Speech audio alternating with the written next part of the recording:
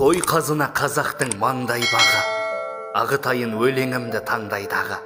Жақсылығың осыдан-ақ көрініп тұр, тойшы қауым келіпті қалмай бәрі. Бір басың екеу болды бақыттысың, өзіңдей жар таңдадың ақылдысың. Шаңырағың биік болсын шайқалмасын, құтты болсын қондырған бақыт құсың. Жеңген жан жоқ жер бетінде сұма жалды, мәңгілікке сүрген жан жоқ бұл жалғанды. Ізін басар тәрбиелі ұл қалдырған әке деген баланың шынар бағы. Бір тағдырмен мың арманы іште кеткен әкенің де орындалды бір арманы. Аман болсын анаңдай қуат кемең, бала үшін ананы болақ деген. Әке орнына қайсарлы әке болды, бұл да бір тағдыр жазған сынақ дерем.